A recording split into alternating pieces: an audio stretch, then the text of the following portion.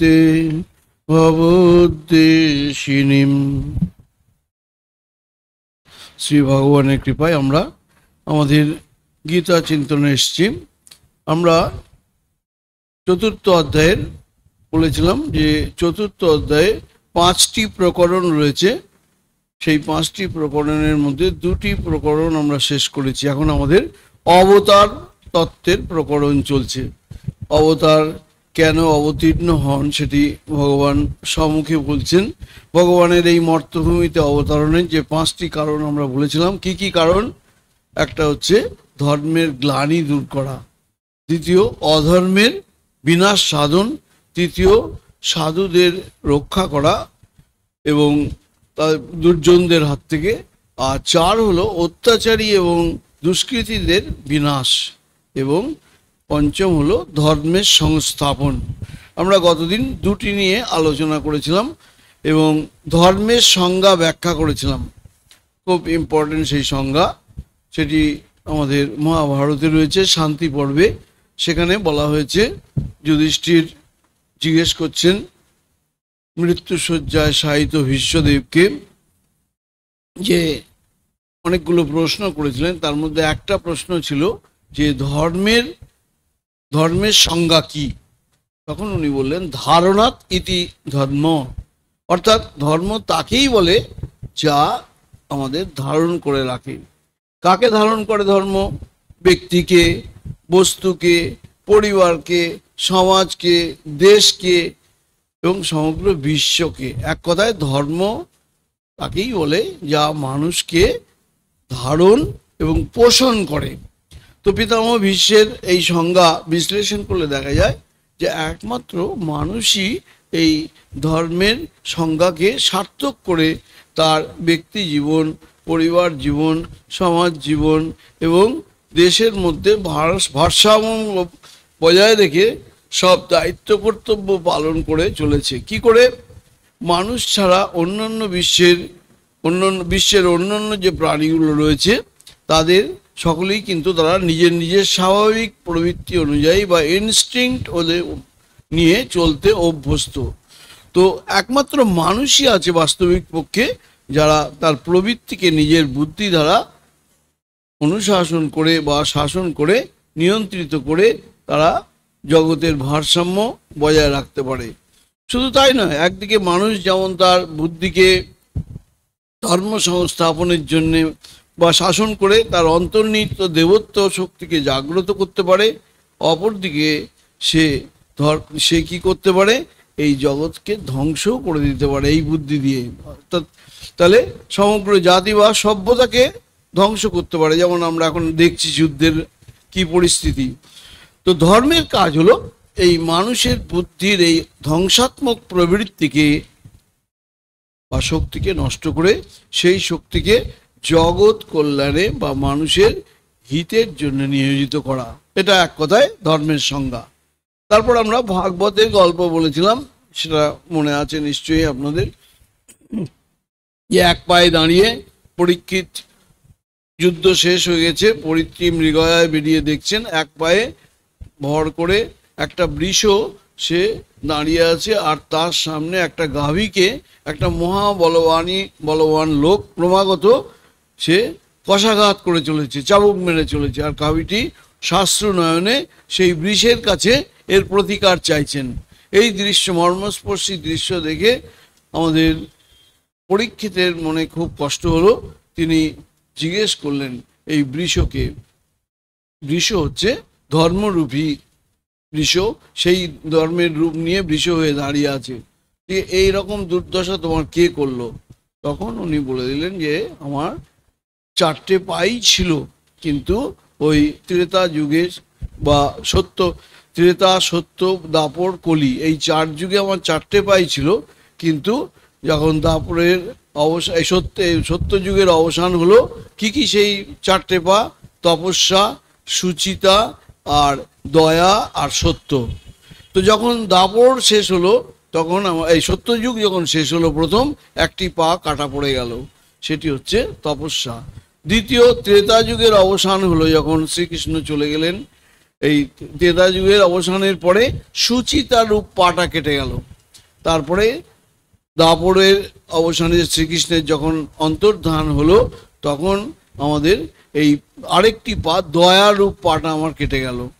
আর এখন তো কলির আবির্ভাব হয়েছে, বসুদেব চলে গেছেন, কলির আবির্ভাব হওয়ার পরে এই কলি আমার শেষ পা অর্থাৎ সত্যটাও আমার কাটার জন্য সে ব্যস্ত হয়ে উঠেছে। আর সামনে যে গাভী দেখছেন এ হচ্ছে ধরিত্রী, তার উপরে ক্রমাগত কলি অত্যাচার করে চলেছে। সেই অত্যাচারের প্রতিকারের জন্যে সেই ধর্মরূপী বৃষের কাছে সে অশ্রু মোচন করে চলেছে। এই হচ্ছে দৃশ্য।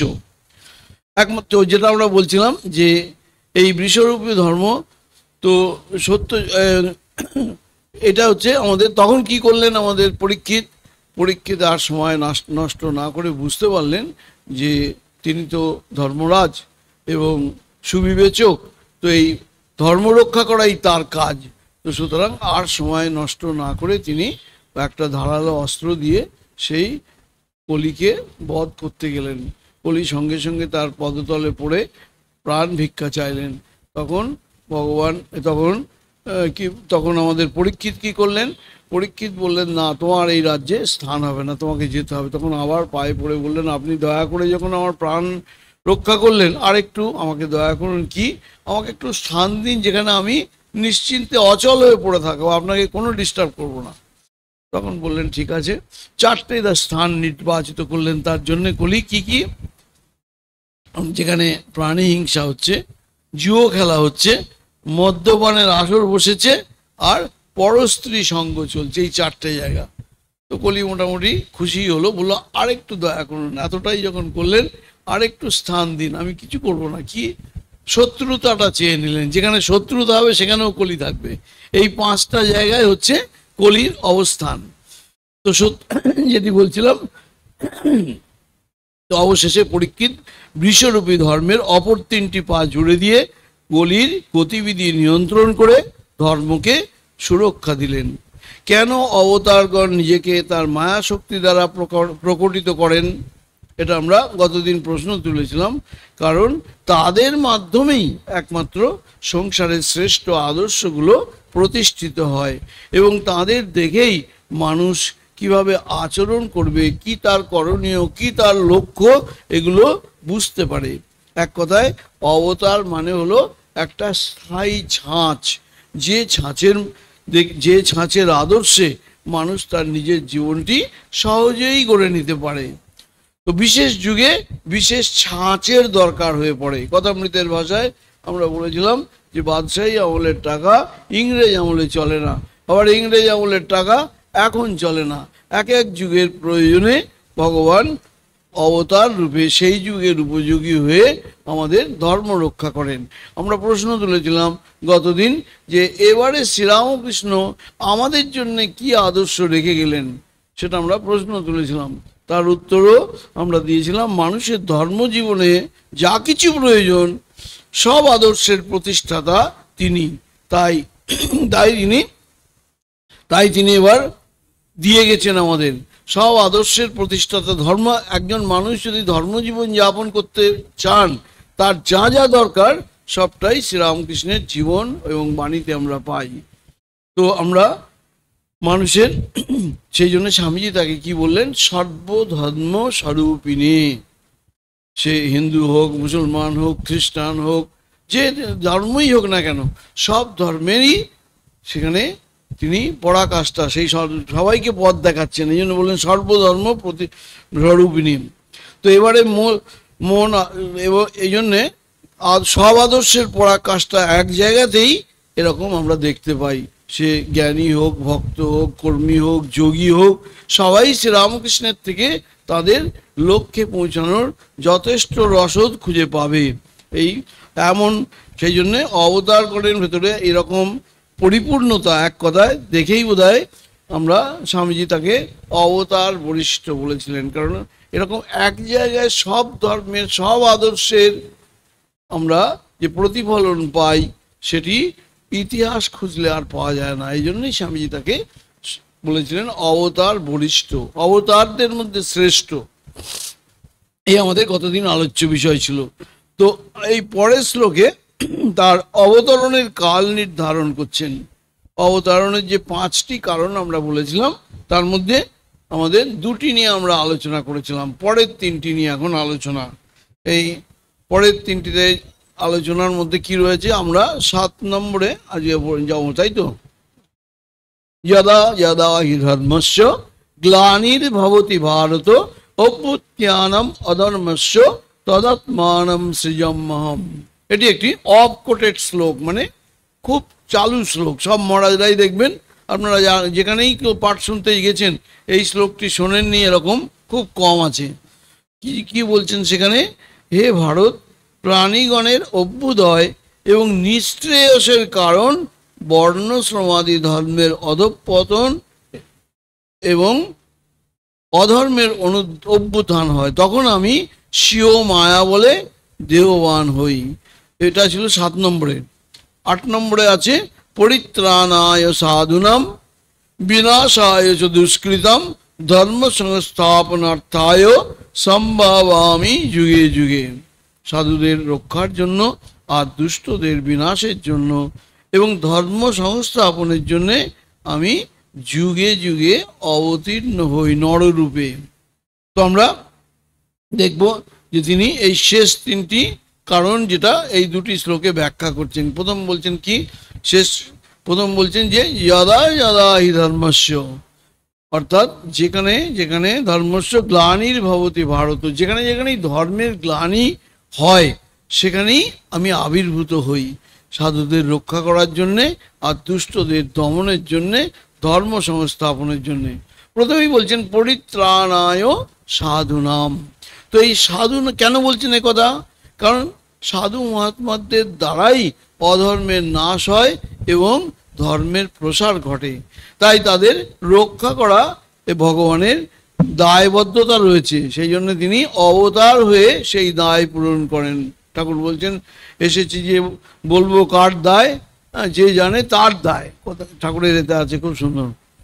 এখানে মনে রাখতে হবে যে সাধুনাং কথাটা তাৎপর্য বুঝতে হবে। সাধুনাং মানে শুধু ভগবান সন্ন্যাসীদের বোঝাচ্ছেন না, ভগবানের যারা ভক্ত, যারা আদর্শ নীতি সত্য ধর্মকে নিয়ে জীবনযাপন করার চেষ্টা করছেন, তারা সকলেই কিন্তু এই সাধুদের মধ্যে পড়ছে। আরেকটু ব্যাখ্যা করলে বলা যায় অপরের মঙ্গল করাই যার স্বভাব এবং যিনি ভগবানের নাম রূপ প্রভাব লীলা ইত্যাদিতে যার শ্রদ্ধা এসেছে এবং সেই সব প্রেমপূর্বক ভজন কীর্তন এবং স্মরণ মনন করেন, তারাই এবং তাদের লোক সাধারণের মধ্যে ধর্ম প্রচার করেন, এরকম ভগবত আশ্রিত ব্যক্তিদের সবাইকেই সাধু নাম বলছেন।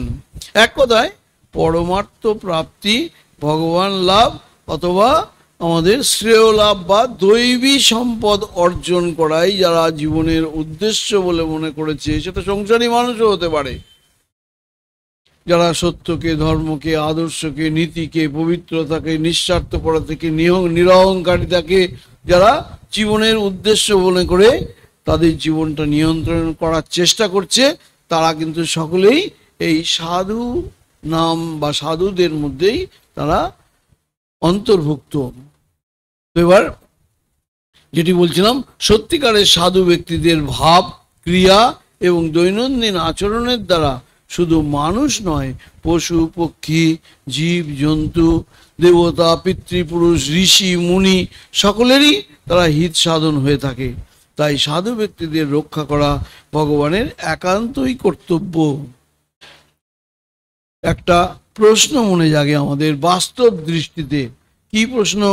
ভগবান যদি সাধু ব্যক্তিদের সর্বতোভাবেই রক্ষা করে থাকেন, তাহলে সাধু ভক্ত ব্যক্তিদের এত দুঃখ কষ্ট কেন পেতে হয়?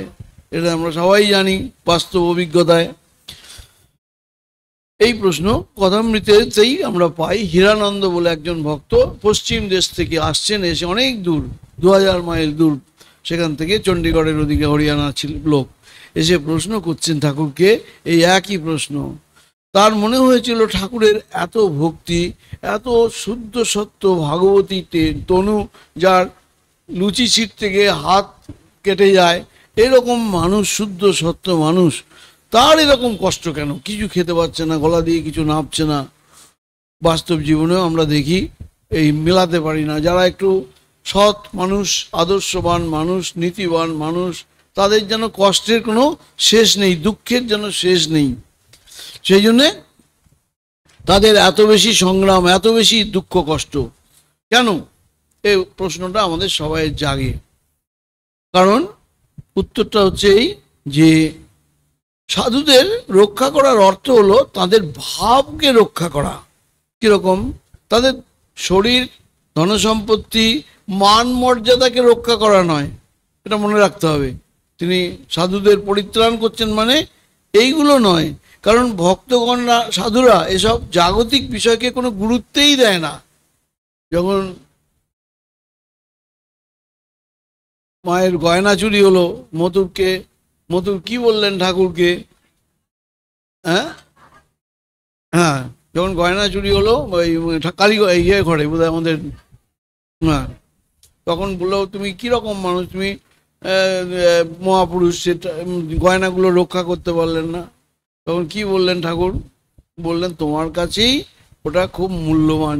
মা লক্ষ্মী স্বয়ং যার, যিনি এই জগৎটা যার ঐশ্বর্য, তাকে তুমি দুখানা গয়না দিয়েই খুশি করবে? তুমি গয়না ভালোবাসো, সোনা ভালোবাসো বলে তোমার মনে হচ্ছে এটা খুব মূল্যবান, তার কাছে এটা কোনো মূল্যই নেই। তো গুরুত্ব দেন না, কারণ জাগতিক বিষয়গুলো গুরুত্ব দিলেই অসাধু ভাব উৎপন্ন হতে থাকে। বরং সত্যিকারের ভক্তরা তারা দুঃখদায়ক প্রতিকূল অবস্থাতে বিশেষভাবে প্রসন্ন হন, কারণ তারা অভিজ্ঞতার দ্বারা ভালো করেই জানেন প্রতিকূল বা দুঃখদায়ক অবস্থা যত আধ্যাত্মিক লাভ হয়, অন্য কোনো বিষয়ে সেই লাভ হয় না। সেই জন্য ভগবান সাধু ভক্তদের দুঃখদায়ক অবস্থা প্রেরণ করে প্রেরণ করেন কেন? তাদের সেই ভাবকে দৃঢ় করার জন্য। মা কি বলছেন? মা বলছেন যে দুঃখকে যে তার দয়ার দান বলে আদরের সঙ্গে গ্রহণ করতে পারবে, সেই ভগবানের দিকে যাওয়ার যোগ্যতা অর্জন করেছে। স্বামীজি একদম, মা একদম বলেই দিয়েছেন যে কি যোগ্যতা লাগে তার দিকে যাওয়ার। তো সেই জন্যই কুন্তী দেবী ভগবানের কাছে কেবল নতুন নতুন দুঃখই প্রার্থনা করলেন। এটা হলো ভক্তির দিক থেকে এই প্রশ্নের উত্তর। এবার আমরা বেদান্ত বা জ্ঞানের দৃষ্টি দিয়ে এই প্রশ্নের উত্তর খুঁজবো যে ভগবান যে এত দুঃখ কেন ভক্তরা পায়, এটা আমাদের প্রশ্ন ছিল। গীতাতেও আমরা পাই তিনি সকলের হৃদয়ে, হ্যাঁ, গীতাতে কি পাই? তিনি সকলের হৃদয়ে অবস্থিত হয়ে যন্ত্রচালিত পুতুলের মতন তাদেরকে নাচাচ্ছেন বা তাদের নিয়ন্ত্রণ করছেন। লোকে বলে আমি করি, আসলে তিনিই করাচ্ছেন। তোমার কর্ম তুমি করো মা, লোকে বলে আমি করি। তো এই আমি দিব্য দৃষ্টি থাকলে আমরা দেখতাম আমরা সকলেই তার হাতের যন্ত্র মাত্র। কাল সকালে কি হবে কেউ আমরা জানি না, পর মুহূর্তে কি হবে কেউ আমরা জানি না। সেই যন্ত্র বুদ্ধি নেই বলেই আমাদের কর্তৃত্ব বোধ বা কর্তৃত্ব অভিমান আসছে। তিনি যে নানা রূপে নানানভাবে কর্ম করছেন, কাউকে দিয়ে শুভ কর্ম, কাউকে দিয়ে অশুভ কর্ম, কিন্তু এতে তার কোনো পক্ষপাত দুষ্ট বা দোষ হয় না। কেন হয় না? কারণ পক্ষপাত কার ওপরে তিনি করবেন? সবই তো তিনি। যাকে তিনি কৃপা করছেন, সাধু করছেন, আবার যাকে দিয়ে তিনি অপকর্ম করার জন্য তিনি শাস্তি দিচ্ছেন, সবই তো তিনি। সেই আমরা গল্প পড়েছিলাম, ঈশপের গল্প, সবাই মনে আছে নিশ্চয়ই, ব্যাঙগুলোকে ঢিল ছুটছিল।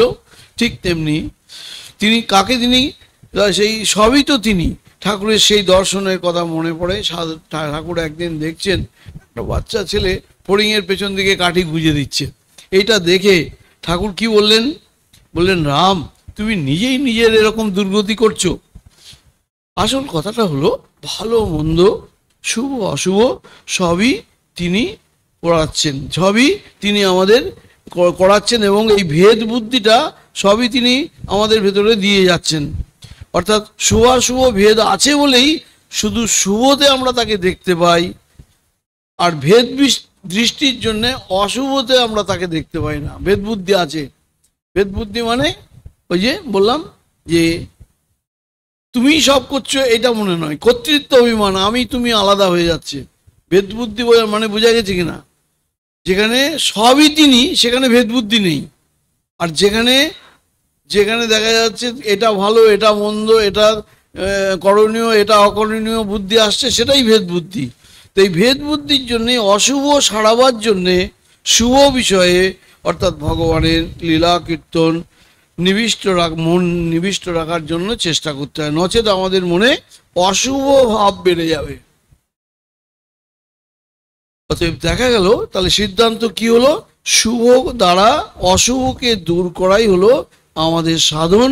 আর এই ভেদ দৃষ্টি না থাকলে এই সাধন সম্ভব হতো না। যদি সবই যদি তিনি হয়েছেন তাহলে আর আমাদের সাধন ভজনের কোনো দরকার নেই। বলবো যে আমি তো তিনি আমাকে যা করাচ্ছেন তাই করছি, চালাকি করতাম। ভেদ দৃষ্টিটা কীরকম একটু বুঝে নেওয়ার জিনিস। ভেদ দৃষ্টি হচ্ছে তিনি ভিন্ন আমিও ভিন্ন, তিনি শুদ্ধ আমি অশুদ্ধ, তিনি পূর্ণ আমি অংশ। এসব হচ্ছে এক কথায় অশুদ্ধি আমাদের পরমেশ্বর থেকে যেন পৃথক করে রাখছে। এই ভেদ দৃষ্টির জন্যই জগতের ভালো মন্দের বিচার আমাদের আছে, যাতে অশুভ আমাকে স্পর্শ না করতে পারে, তাই চেষ্টা আমরা সর্বদাই করছি। জগতের সর্বত্র তাঁর দর্শন করলে আর ভেদ দৃষ্টি থাকে না। কিরকম একটা দৃষ্টান্ত দিলে খুব ভালো বুঝতে পারবেন।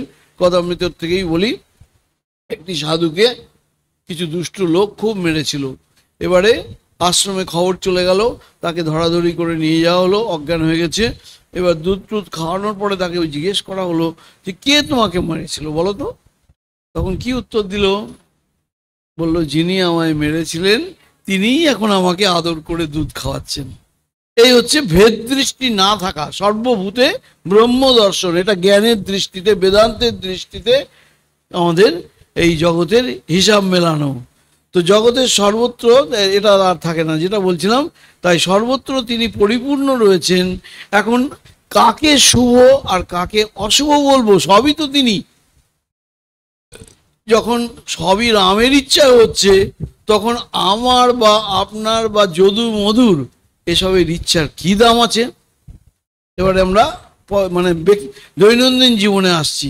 মানুষ যখন নিজেকে স্বতন্ত্র দেখছে, আমি অমুক অমুক অমুকের ছেলে, অমুকের মেয়ে, অমুকের স্ত্রী, অমুকের স্বামী, অমুকের বাবা, তখনই এইসব ব্যক্তিত্ব বুদ্ধির থেকে আসছে। আর ব্যক্তিত্ব বুদ্ধি যতক্ষণ আছে ততক্ষণ স্বাধীনতাও আছে। তারপর যদি সর্বত্র দেখতে শিখি, আমি আর খুঁজে পাই না, ব্যক্তিটি নেই, স্বাতন্ত্র্যও নেই। ঠাকুরের ভাষায় যে নুনের পুতুল সমুদ্র মাপতে গিয়ে যা হলো, সেখানে আর খুঁজে পাওয়া গেল না পুতুলকে। ঠিক তেমনি ব্যক্তি স্বাতন্ত্র যখন চলে যায়, ভেদ দৃষ্টি চলে যায়, তখন দেখব যে তিনিই সব হয়েছেন।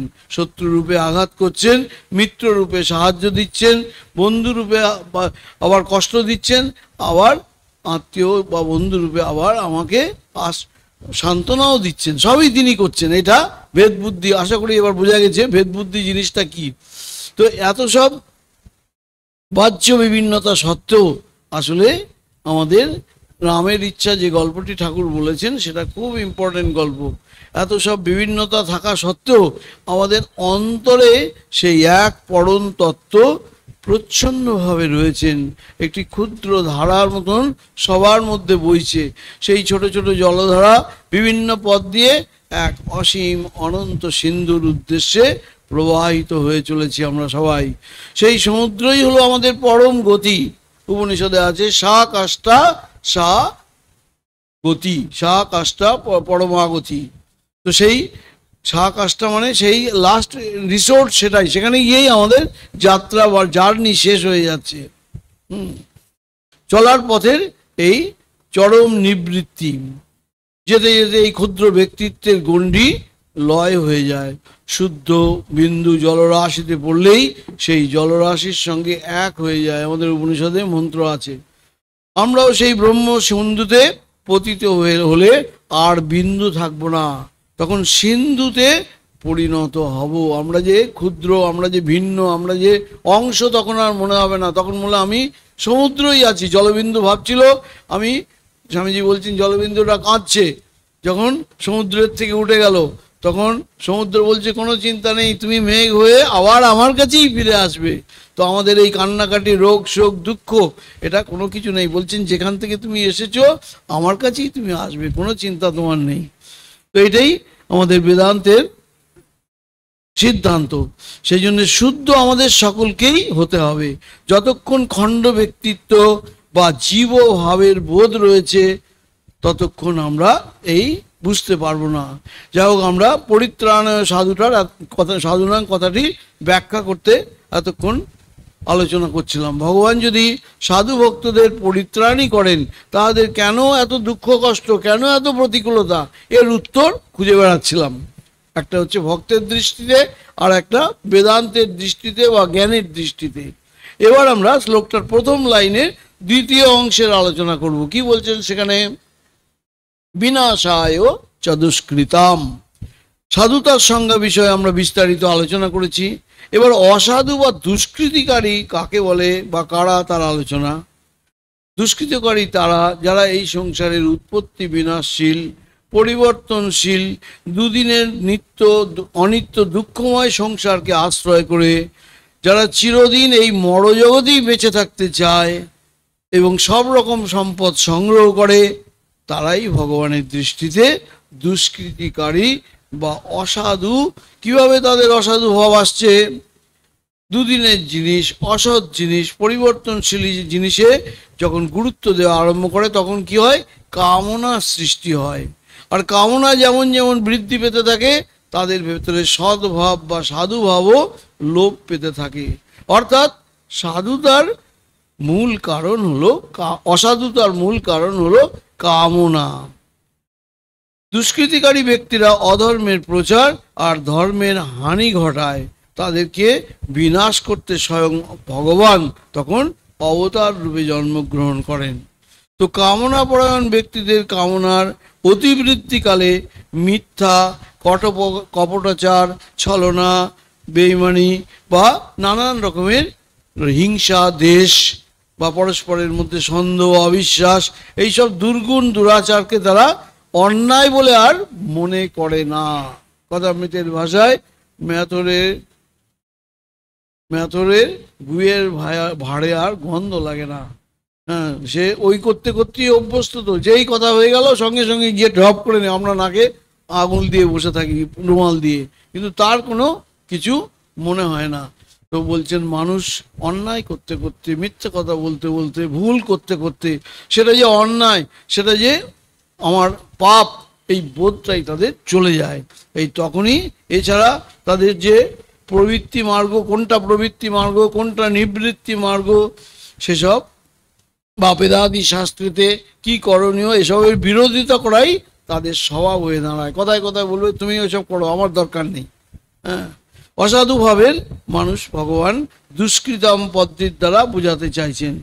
তো অবতার হয়ে এরকম দুষ্কৃতিকারীগণকে তিনি বিনাশ সাধন করেন। এখন আমাদের একটা মনে প্রশ্ন ওঠে। কি প্রশ্ন? বারবার তুলছি কেন? বিষয়টাকে বোঝার জন্য। একটা শ্লোক আমরা যে পড়ছি তার ভেতরে যেসব সন্দেহগুলো উঠতে পারে সেগুলো আমরা আলোচনা করে নিচ্ছি। কি প্রশ্ন আসে? যে ভগবানকে আমরা তো সমদর্শী বলে জানি, তিনি তো সমদর্শী, সবার কাছেই তার সমান। তিনি তার দৃষ্টিতে যেমন মায়ের কাছে দুষ্টু ছেলে ভালো ছেলে সবাইয়েরই ভালোবাসা, তেমনি ভগবান তো সমদর্শী। তো ভগবান যদি সমদর্শী হন তাহলে তার কাছে সবাই সমান, শত্রু বলে কেউ নেই। তাহলে গীতাতেও আমরা পাই সমং সর্বভূতেষু ন মে দেশ্য অস্তি ন প্রিয়। সবাই আমার কাছে সমান, কেউ আমার প্রিয়, কেউ আমার অপ্রিয় নয়। তাহলে আবার তিনি দুষ্টের দমন বা বিনাশ করেন কেন? সবই যদি তার হয়, বিষয়টি খুব বোঝার জিনিস বা মনোযোগ দিয়ে গভীরভাবে বিশ্লেষণের জিনিস। কি? সকল প্রাণীর তিনি পরম সুহৃদ হয়, ভগবানের কিন্তু কারোর প্রতি কোনো দেশভাব নেই। তার তার কোনো পক্ষপাতিত্বও নেই, যাতে সাধু মহাত্মাদেরই তিনি বিশেষ ভালোবাসেন, স্থান দেন। আর আশ্রয় দেন আর দুষ্কৃতকারীদের আশ্রয় দেন না, তাহলে এটা কিন্তু একেবারেই ঠিক নয়। কীরকমভাবে? তিনি সকলকেই সমানভাবে সামর্থ্য দেন এবং পোষণ করেন। দুষ্কৃতকারীদের যদি তিনি এই পৃথিবীতে অন্ন, জল, বাসস্থান না দিতেন তাহলে তো তারা বাঁচতেই পারতো না। তাহলে সিদ্ধান্ত হলো কি? ভগবানের দুষ্ট ব্যক্তিদের সঙ্গে কোনো বিরোধ নেই। তার বিরোধ শুধু কিসের ওপরে?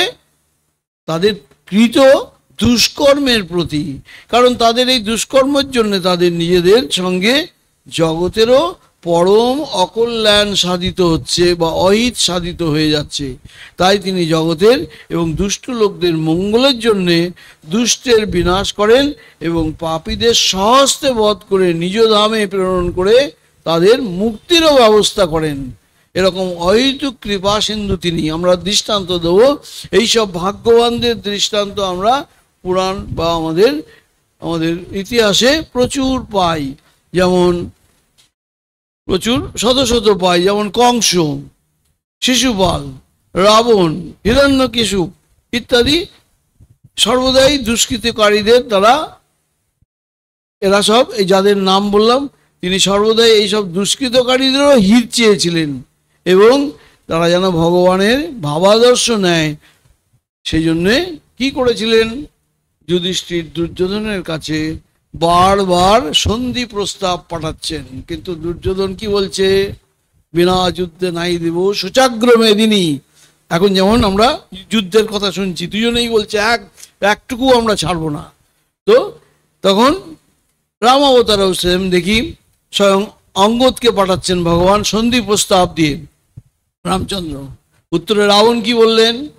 তুমি ভুলে যাচ্ছ শত্রুর সঙ্গে তুমি কথা বলতে এসেছো, যুদ্ধ করাটা আমার পরম কর্তব্য এবং তাতেই রামচন্দ্রের পরম কল্যাণ হবে। বুঝাচ্ছে তাকে রাবণ, অঙ্গদকে বোঝাচ্ছেন। এক কথায় সিদ্ধান্ত হলো রামচন্দ্র রাবণ বধ নিয়ে মোটেই উদ্গ্রীব ছিলেন না, তাই বারবার সন্ধি প্রস্তাব পাঠাচ্ছেন। তিনি প্রকৃতপক্ষে উদ্গ্রীব ছিলেন কিসের জন্যে? রাবণত্ব বিনাশ করার জন্যে। রাবণের ভেতরে যে বদগুণ রয়েছে, রাবণ খুব তপস্বী ছিল, কিন্তু রাবণত্ব বা রাবণের সেই অহংকার, তিনি কংসকে বধ করতে চাননি, চেয়েছিলেন কংসত্বকে বধ করা, তার হিংসাকে দমন করানো। এই বিষয়টা একটা দৃষ্টান্ত দিলে আরও পরিষ্কার হবে। যখন ডাক্তার কি করেন, সার্জন সাহেব কখনোই আমার পাটা কেটে বাদ দিতে চান না, কিন্তু যখন গ্যাংগ্রিন হয়ে সেটি রোগীর প্রাণনাশের কারণ হয়ে যাচ্ছে, তাকে বাঁচানোর জন্য রোগী এই ডাক্তার কি করে? পাটা বাদ দিয়ে দেয়, তাহলে প্রাণটা তার বেঁচে যায়। ধীরে ধীরে গ্যাংগ্রিন মানে আস্তে আস্তে ঘাটা বা এটা ওপর দিকে উঠে যাচ্ছে, পচানিটা। তো তখন প্রাণ রক্ষা, তখন তাকে রোগীর প্রাণ রক্ষার জন্য তা করতে বাধ্য হন। ঠিক সেরকম ভগবান বা ঈশ্বর কোনো ব্যক্তিকে বধ করার জন্য অবতীর্ণ হন না, তিনি সমগ্র মানব সমাজরূপী এই যে শরীর, সেই শরীরকে বাঁচানোর জন্যে যুগে যুগে অবতীর্ণ হয়ে বিনাশায় চ দুষ্কৃতাম এই অপারেশনটা করেন। তাহলে এই কথাটার তাৎপর্য হলো যে তাদের সেই দুষ্কৃতিটাকে নষ্ট করার জন্যেই অবতার, সেই সমগ্র সমাজকে বাঁচানোর জন্যে তাকে বাধ্য হয়ে ওই অপারেশনটা করতে হয়, ওই পাটা কেটে। ইচ্ছাতে না থাকলেও ডাক্তারের এটা করতে হয়। ঠিক তেমনি ভগবানকেও অবতীর্ণ হয়ে তাকে এই কাজটি করতে হয়, অপ্রিয় কাজটি করতে হয়। যুগে যুগেই আমরা দেখতে পাই। এবার পরের অংশ হচ্ছে ধর্ম সংস্থাপনার্থায় সম্ভাবামি যুগে যুগে। এই অংশের আলোচনা এবার ভগবানের এই যে প্রতিজ্ঞা বাক্য বেশ তাৎপর্য মণ্ডিত। ভগবান তো বললেন ধর্মের গ্লানি হলে এবং অধর্মের অভ্যুত্থান হলেই তিনি অবতীর্ণ হন। কিন্তু ধর্মের গ্লানি তো আমরা সব যুগেই কম বেশি দেখতে পাই। তাহলে রামরাজ্য তো প্রায় দেখতে পাই না, শুনে আসি রামরাজ্য হবে, কিন্তু রামরাজ্য কোনো দেশেই কোনো জাতির ভেতরে কোনো ধর্মের মধ্যে কেউই কখনো খুঁজে পায় না, কোনো সমাজেই দেখতে পাওয়া যায় না। তাহলে এই সময়ে তো তিনি অবতীর্ণ হন না এইসব সময়ে, তাহলে তিনি আসেন কখন? এ প্রশ্ন আমাদের মনে জাগে।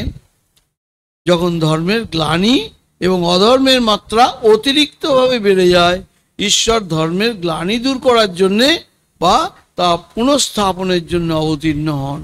এক কথায় শুধুমাত্র ধর্মের গ্লানি হলে তিনি আসেন না, এবং শুধুমাত্র অধর্মের অভ্যুত্থান হলেও আসেন না। তাহলে কখন আসেন? যখন দুটো কারণ একসঙ্গে মিলে যায়, অর্থাৎ ধর্ম অধর্মের দ্বারা ঢাকা পড়ে যায় আর ভগবানের অবতীর্ণ হওয়ার তখন অবশ্য প্রয়োজন হয়ে পড়ে। এখন আমাদের পরিষ্কার বুঝতে হবে ধর্মের গ্লানি কাকে বলে আর অধর্মের বৃদ্ধি কাকে বলে। দৃষ্টান্ত দিলেই বুঝতে পারবেন খুব সহজে। ত্রেতা যুগে আমরা কি দেখি? মহারাজ দশরথ তিনি কিভাবে ধর্মের গ্লানি এসেছিলেন। দশরথের নাম জানো, তিনি বহু গুণসম্পন্ন এবং খুব প্রজাবৎসল তিনি রাজা ছিলেন, কিন্তু কৈকেয়ী রূপী কামকে তিনি উপেক্ষা করতে পারেননি। তার এই অঙ্গুলি হেলনে কি হলো? আমাদের রামকে বনবাসে যেতে হলো 14 বছরের জন্যে। দুর্বাসা, বিশ্বমিত্র এরা সব মহা কঠোরী এবং মহা তপস্বী ছিলেন, খুব শক্তিধর ছিলেন। তারা তাদের কাম ক্রোধের জন্যে তাদের তপস্যা ও বিদ্যার ফল লাভ করতে পারেননি। সেকালের মুনি ঋষিরা সকলেই খুবই তারা ধার্মিক ছিলেন, কিন্তু রাক্ষসেরা তাদের সর্বদাই দাবিয়ে রেখেছিলেন। এসব হলো ধর্মের গ্লানি, যা প্রতি যুগেই আমরা দেখতে পাই। তো ধর্মের গ্লানি শুধু এই যুগে নয়, অন্য অন্য যুগেও দেখতে পাই। আর দৈনন্দিন কর্মক্ষেত্রে তো আমরা আরও বেশি দেখতে পাই। সমাজে, পরিবারে আমাদের দুর্বলতাগুলো কিছুতেই আমরা নিজেরা নিয়ন্ত্রণ করতে পারি না। জানি এটা করলে আমি দুঃখ পাবো, এটা করলে আমার বিপদ হবে, এই পাপ করলে মিথ্যে কথাটা ভালো নয়, খারাপ কথা বলা, কাউকে কষ্ট দেওয়া ভালো নয়, অপবিত্র চিন্তা করা ভালো নয়, এগুলো আমরা সবাই জানি। তো আমরা সেগুলোকে নিজেদেরকে নিয়ন্ত্রণ করতে পারছি না। তাদের দ্বারা ভেসে গিয়ে নিজের পরিবার, নিজের সমাজ, নিজের দেশের মধ্যে ধর্মের গ্লানি সৃষ্টি করছি। কিন্তু আমরা প্রত্যেকেই দশরথ, বিশ্বমিত্রা বা দুর্বাসার মতন বহু গুণসম্পন্ন, সুশিক্ষিত, বুদ্ধিমান এবং মহা উদ্যোগী এবং ধার্মিক। এক কথায় ধর্মের গ্লানি যখন আসে, মানুষ দুষ্ট ভাবা স্বভাব সম্পন্ন হয়ে পড়ে, তার মধ্যে নিষ্কাম ভাব একেবারেই চলে যায়। অনিত্য অসৎ বস্তুর অস্তিত্বকে সে গুরুত্ব দিয়ে নিজের দুঃখকে আরও বাড়িয়ে তোলে। তো যেটা বলছিলাম, তো এতক্ষণ ধর্মের গ্লানি কাকে বলে সেটা বোঝার চেষ্টা করছিলাম। এবার অধর্মের বৃদ্ধির দৃষ্টান্তের কোনো অভাব নেই, সব যুগেই পাই। ত্রেতা যুগে রাবণের বারবারন্ত অধর্মের দৃষ্টান্ত আমরা সবাই জানি। মহা প্রজ্ঞা সম্পন্ন দেখি আমরা এই কর্ণ, শকুনি, এগুলো অধর্মের দৃষ্টান্ত সব। ভীষ্ম, দ্রোণ, ধৃতরাষ্ট্র এরা সব মহাপ্রজ্ঞাবান এবং মহাপরাক্রমশালী, আমরা সবাই জানি। তারাও কিন্তু দুর্যোধন দুঃশাসনে দ্রৌপদীর বস্ত্রহরণের সময় হীনবীর্য হয়ে সমর্থন করতে বাধ্য হয়েছিল। সেখানে কিন্তু সেই সভাতে কর্ণ, ভীষ্ম এরা সবাই ছিলেন, যেখানে এরকম একটা দুষ্কার্য হচ্ছে দ্রৌপদীর বস্ত্রহরণের মতন। তো এরা সব সমর্থন করতে বাধ্য হয়েছিলেন। এগুলো ধর্মের গ্লানির দৃষ্টান্ত। যা হোক, ধর্মের গ্লানি এবং অধর্মের অভ্যুত্থান এই দুটো কারণ যখন একসঙ্গে জুড়ে যায়, তখনই ভগবান অবতীর্ণ হন। কারণ সাধু মহাত্মাগণ এর ধর্ম সংস্থাপনের কাজ করেন নিঃসন্দেহে, কিন্তু দুষ্টের দমন ভগবান নিজেই হাতেই করেন। যেমন ড্রেসিংটা, তারপরে আমাদের ব্যান্ডেজটা, সেটি আমরা ব্যান্ডেজটা কম্পাউন্ডারই করে দিতে পারে, কিন্তু কঠিন অপারেশনটা যখন হবে তখন এমডিওয়ালা সার্জেনকেই আমাদের ডাকতে হয়। সেখানে ওই কম্পাউন্ডারের দ্বারাই হবে না। ভগবানকে কেন নিজে আসতে হয় সেটাই আমরা বলছিলাম। তখন সার্জেনকে নিজে আসতে হয়, তাই সেটা কম্পাউন্ডারের দ্বারা হবে না। সে ব্যান্ডেজ বাঁধতে পারে, ড্রেসিং করতে পারে, কিন্তু অপারেশনটা করার জন্যে ওই এমডিওয়ালা সার্জেনকেই ডাকতে হবে, যে কোন সার্জেন সবচেয়ে ভালো আমরা খুঁজে তার কাছে যাই অপারেশনের জন্য। তো ভগবান হলেন সেই সার্জেন। এখানে আর একটা প্রশ্ন কিন্তু মনে জাগে, কি সেটা কি, ভগবান সর্ব সামর্থ্য সম্পন্ন, তবে সাধুদের রক্ষা করা, দুষ্টদের বিনাশ করা, ধর্মের সংস্থাপন করা, এসব কাজকে তাকে স্বয়ং নিজেই অবতার না হয়ে করতে পারেন না তিনি? উত্তরে বলা যায় অবশ্যই পারেন, অনায়াসেই পারেন, আর করেনও অনেক সময়। তবু জীবের প্রতি তাঁর বিশেষ কৃপা করে জীব দুঃখে কাতর হয়ে তিনি করুণায় অবতীর্ণ হন। কেন হন?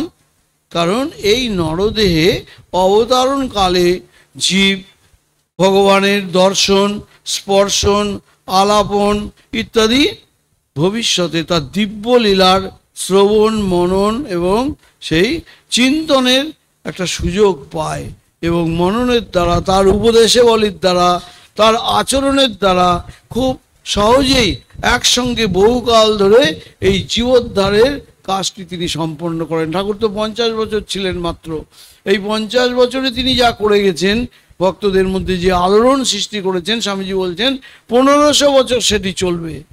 তো তাই অবতারদের এই ধারা বজায় রেখে তারা শাশ্বত ধর্ম স্থাপনের কাজটি করে যান।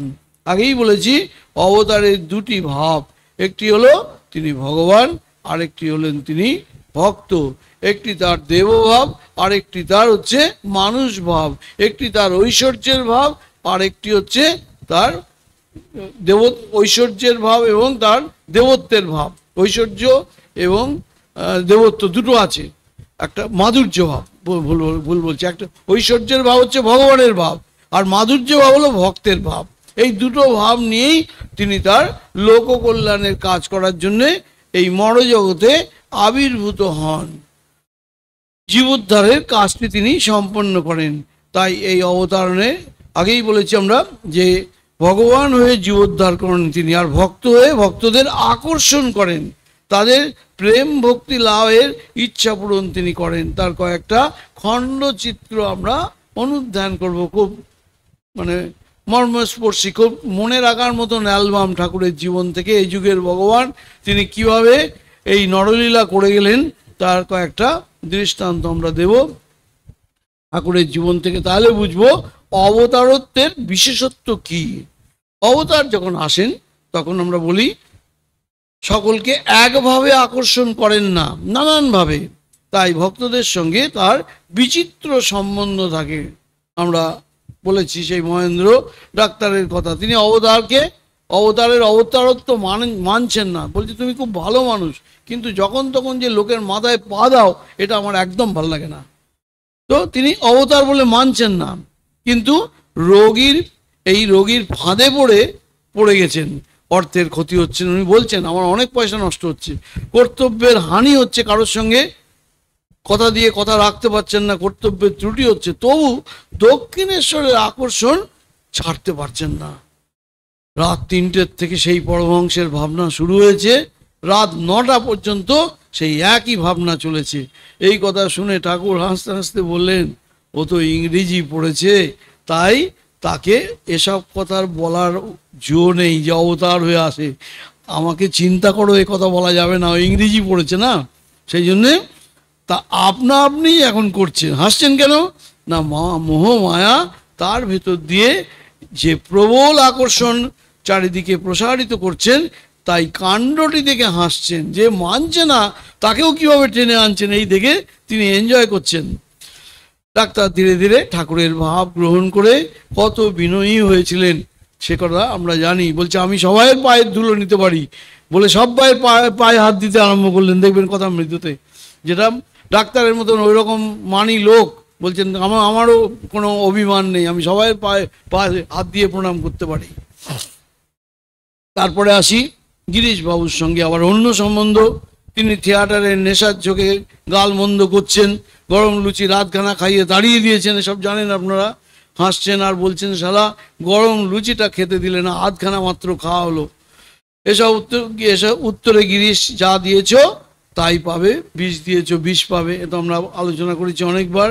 সেই গিরিশ কাশীপুরে অসুখের সময় এসেছেন, তাড়াতাড়ি ঠাকুরের আর তখন উঠে দাঁড়ানোর সামর্থ্য নেই, তাড়াতাড়ি লোক পাঠিয়ে সেই ঋতুকে পাঠিয়ে, ঋতু তখন নেই, আরেকজনকে পাঠিয়ে ফাগুর দোকান থেকে গরম গরম কচুরি এনে খাওয়াচ্ছেন, কারণ গিরিশ কচুরি খুব ভালোবাসে।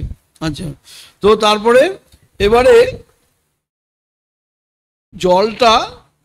জল দিতে হবে, তো চলার শক্তি নেই, হামাগুড়ি দিয়ে কেউ নেই ওখানে কাছে, কলসির থেকে জল গড়িয়ে স্বয়ং গিরিশকে দিচ্ছেন, আবার হাত দিয়ে দেখছেন জলটা তত ঠান্ডা নেই, পুজোর জল থাকলেও অত ঠান্ডা নেই, উঠে দাঁড়ানোর ক্ষমতা নেই, হামাগুড়ি দিয়ে নিজে হাতে করে জল দিচ্ছেন।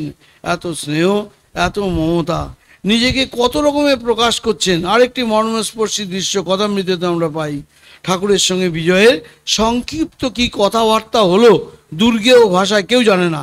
তারপরেই এক কাণ্ড হলো। কি কাণ্ড? সহসা বিজয় ঠাকুরের পাদমূলে পতিত হয়ে তার চরণ দুগল বক্ষে ধারণ করলেন। একেবারে ঠাকুর বসে আছেন, তার পা দুটো বক্ষে ধারণ করে ঠাকুরের তখন ঈশ্বর আবেশে বাহ্য জ্ঞানহীন হয়ে পড়েছেন, প্রেমাবেশে। সেই অদ্ভুত দৃশ্য দর্শন করে ভক্তেরা কেউ স্তব করতে লাগলেন, কেউ আবার এক দৃষ্টে ঠাকুরের প্রেমাবস্থা দর্শন করতে লাগলেন, কেউ আবার গান গাইছেন, যার যা ভাব। অনেকক্ষণ পরে প্রকৃতিস্থ হয়ে ঠাকুর লজ্জিত হয়ে মাস্টারকে কি বলছেন, কি যে একটা আবেশ হয়, এ অবস্থার পরে আর গণনাও চলে না, গুনতে গেলে 1, 7, 8 এইরকম গণনা হয়। অর্থাৎ জগতের শৃঙ্খলা কার্যকারণ সম্বন্ধ অনুযায়ী আর ব্যবহার করা সম্ভব হয় না। তখন আমিতে থাকি না। ঠাকুর নিজেই লজ্জিত হয়ে যাচ্ছেন এইসব কাণ্ড দেখে, যে সবাই মিলে স্তব করছে, স্তুতি করছে। তখন যেই বাহ্য অবস্থায় ফিরে এলেন, দেখলেন একটা কাণ্ড হয়ে গেল আমাকে নিয়ে, বলছেন যে আমার লজ্জিত হয়ে মাস্টারকে বলছেন কি যে একটা আবেশ হয়, তখন আর আমাতে থাকতে পারি না। মানেটা হলো মানব লীলা করতে এসেছেন, যখন ভাবে আবিষ্ট হয়ে পড়েন তখন আর মানব রূপটাকে তিনি ধরে রাখতে পারেন না। এই আবরণ, এই ছদ্মবেশ খসে পড়ে, অল্প কয়েকজন মহাভাগ্যবানের কাছেই তিনি ধরা দেন। এই আবরণ না থাকলে নরলীলার সার্থকতা থাকে না।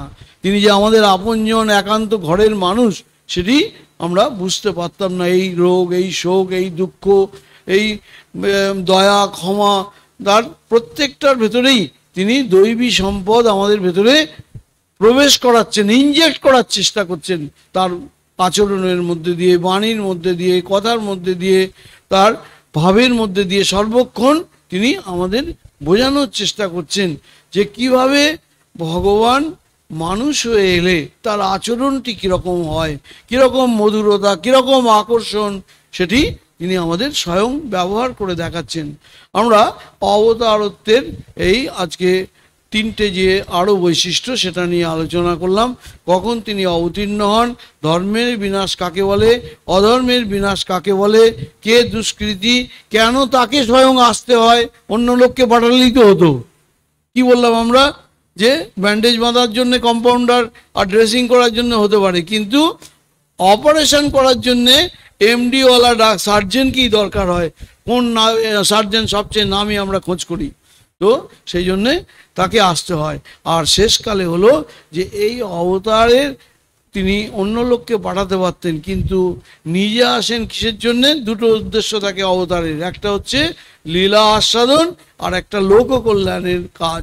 সেই জন্য সবাইকে, সব রকমের মানুষ, ঠাকুরের জীবনী পড়লে দেখবেন ওই নরেন্দ্রের মতন মহাপণ্ডিত, আবার লাটুর মতন নিরক্ষর, আবার হাজরার মতন কুটিল স্বভাব, আবার গিরিশের মতন দুশ্চরিত্র, আবার পতিতা, আমাদের নটি বিনোদিনীর মতন পতিতা, মনমতের মতন গুন্ডা, এরকম সব রকমের, রসিকের মতন অস্পৃশ্য, সব রকমের চরিত্রগুলোকে তিনি তাঁর এবার লীলা সহচর করে এনে সবাইকে ভগবান বানিয়ে দিয়ে গেছেন।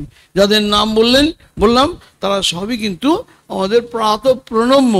তো ভগবানের এই যে দয়া, এই যে লীলা, সেটা আমাদের কাছে খুব আকর্ষণীয় হয়ে ওঠে। তো আমরা পরের দিন আবার এটা নিয়ে একটু আলোচনা করে আমরা পরের ইয়েতে চলে আসব।